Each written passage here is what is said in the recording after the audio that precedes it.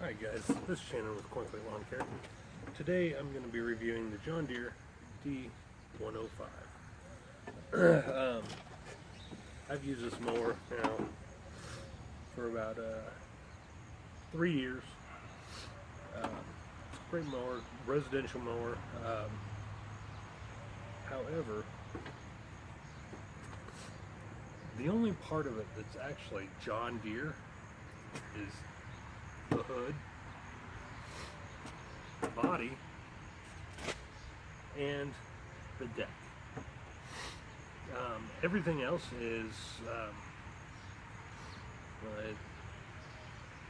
ordered. The engine itself is a Briggs & Stratton 17.5-500-cc. Very easy to maintain. The transmission is an Element V transmission from General Transmissions. What that means is it's fiberglass. The actual assembly is fiberglass. The gears are metal, I believe. I haven't. Announcing the end of heavy, old-fashioned lawn and snow transmissions. Introducing Element V transmissions from GT. The simplest, strongest, most reliable CVT transmissions ever built for mowing and snow blowing. From the case outside to the components inside, made to be maintenance-free, worry-free, and tank-strong. It's part transmission, part tank. The transmission case is so tough, it's called the Vault.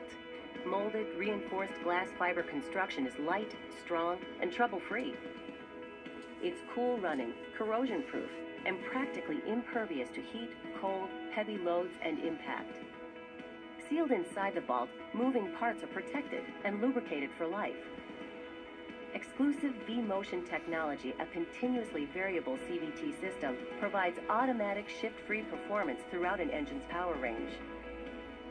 Proven CVT technology already drives cars and motorcycles, off-road vehicles, snowmobiles, and heavy equipment.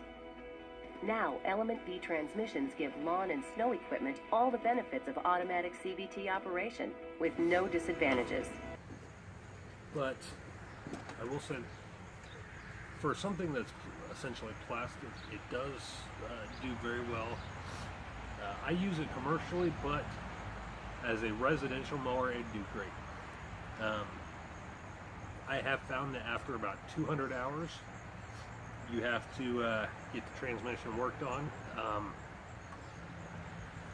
The variators on the transmission that control the speed and actually get it to move forward, they do need replaced after about 200 hours. So if you're using this residentially, say you mow, it takes you an hour to mow your yard, for about from March until through November. That'd give you about close to 6 years of use before you have to get any transmission work done to it. It's essentially like 5.71 something, but about 6 years. So you can count on, if you're only using it residentially, every 6 years, take it in and have the transmission, get the variators replaced. It does cost about $300 to $400 for that, because most shops charge about $65 an hour for manpower, and then you got to buy the parts as well. So I've found that both times that I've had to do it, because I'm at 468.6 hours now, so I've had to have it done twice, and I do have to get the speed variator replaced currently, which I'm going to do myself now, but it runs about $300. What I love about this mower is that everything is very easy to maintain.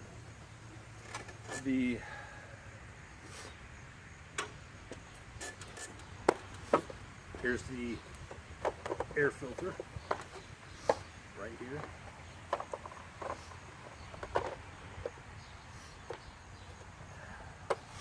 You got oil, which the oil drain comes off this side. You don't really need a hose or anything. You got all your electrical is very easy to get to here. Your battery is easy to get to. The starter is one of the easiest starters I've seen to get to. Spark plug,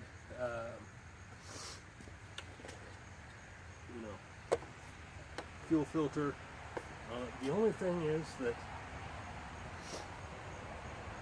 sorry, my nose is a little stuffy, but the heat from the engine has a tendency to melt the headlight wires.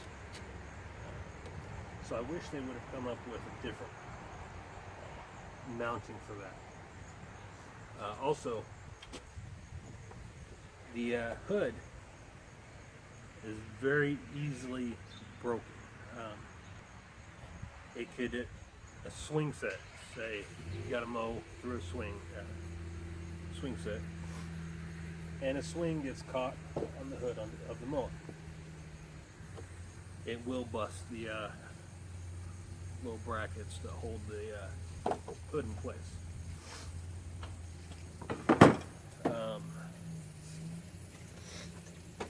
The mower deck itself is one of the easiest ones I've seen to adjust the height on.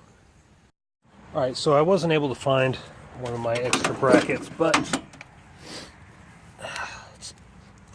all you have to do is tighten or loosen this nut on both sides and that nut in the front. Very easy.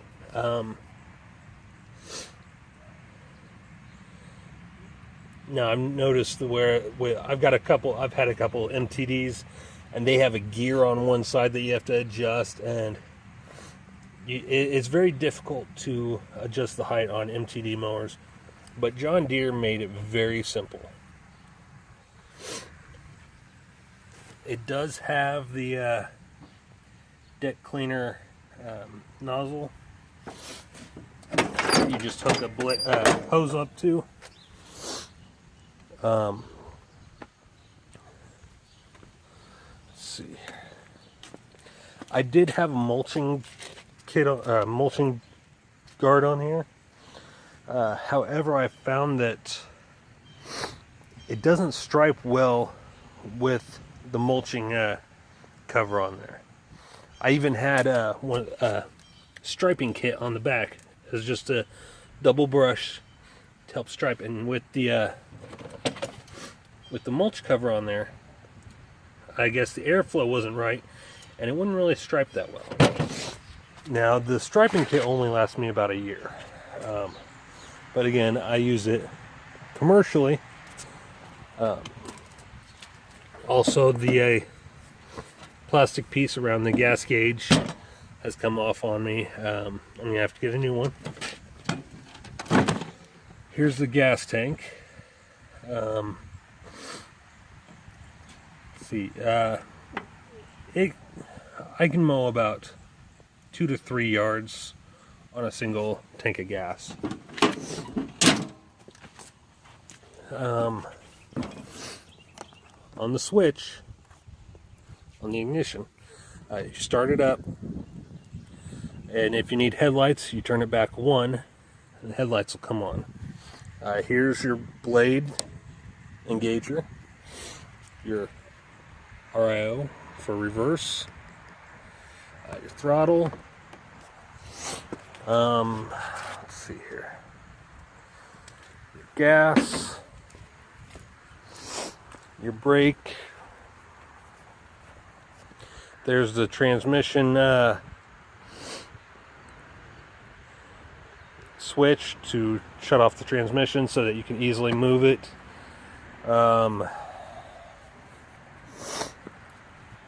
I have noticed that I need to air up this tire too, but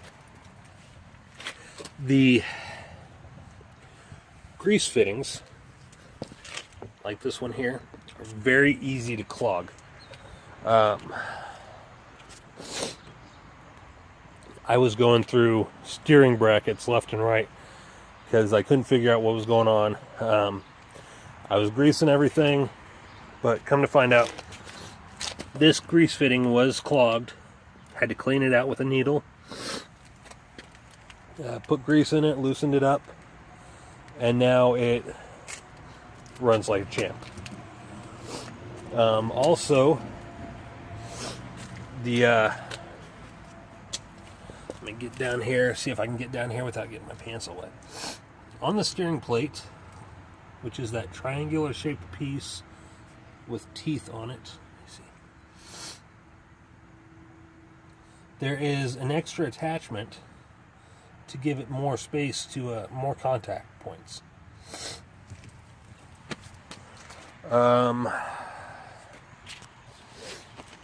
This mower's done great for me. Does real well on hills.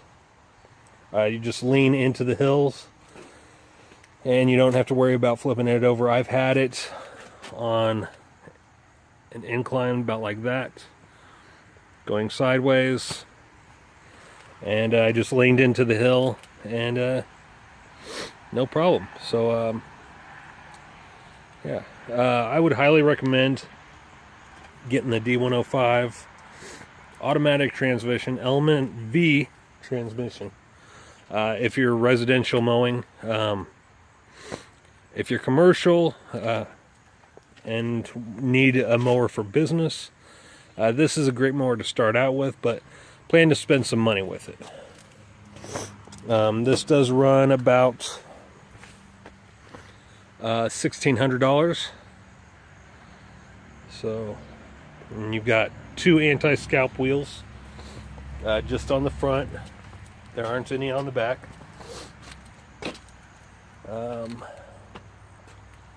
They do make the belts a little difficult to replace because you do have to take out the spindle coming down from the engine. You got to pull that down. You got to take off the steering wheel, pull that up, and then on the transmission there's a bolt that you got to unscrew in order to be able to get the belt off. So they do make that relatively difficult to do, but everything else is pretty easy. So yeah, like I said, if you're a homeowner and you need a good riding mower, I would definitely recommend this. If you're starting out in the lawn care industry, it's a good mower to get started with. Definitely a good one to have as a backup. So, but there's my review of the John Deere D105. Coming up next, I'm going to be reviewing my Cub Cadet zero-turn mower. Stay tuned.